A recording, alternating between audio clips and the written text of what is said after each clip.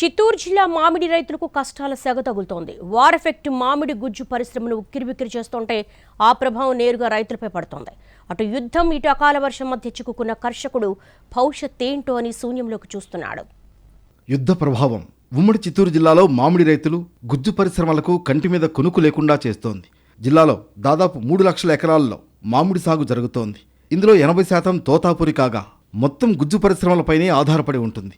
జిల్లాలో సుమారు 60 పల్ప్ ఫ్యాక్టరీలు ఉండగా వాటి సామర్థ్యం 8 లక్షల టన్నులు. ప్రతి సంవత్సరం ఉత్పత్తి అయ్యే గుజ్జులో ఎక్కువ శాతం గల్ఫ్ దేశాలకే ఎగుమతవుతుంది. కానీ ప్రస్తుతం అంతర్జాతీయ పరిస్థితులు ఒక్కసారిగా మారిపోయాయి. గల్ఫ్ దేశాలకు రవాణా పూర్తిగా దెబ్బతింది. కంటైనర్ షిప్లు రవాణాను తాత్కాలికంగా నిలిపివేశాయి. తర్వాత ప్రారంభించిన కంటైనర్ ఛార్జీలు పెరిగాయి.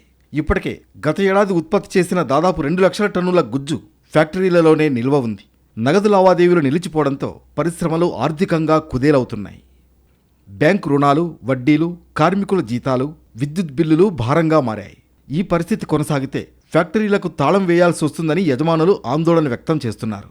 మరోవైపు రైతుల పరిస్థితి ఇంకా దారుణంగా మారుతోంది.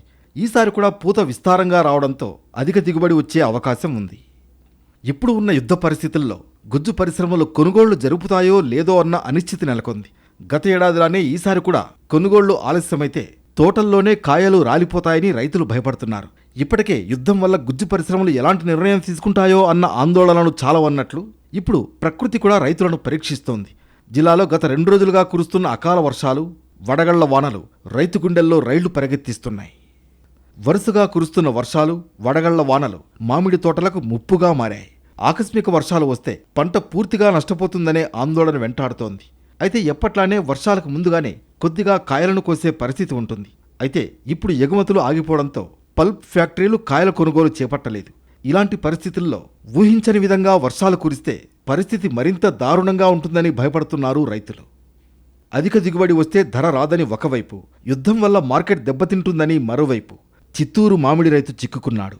ప్రభుత్వం యుద్ధ ప్రాతిపదికన స్పందించి మద్దతు ధర ప్రకటించి ఆదుకోవాలని జిల్లా రైతాంగం కోరుతోంది. మరి ప్రభుత్వం ఎలా స్పందిస్తుందో చూడాలి.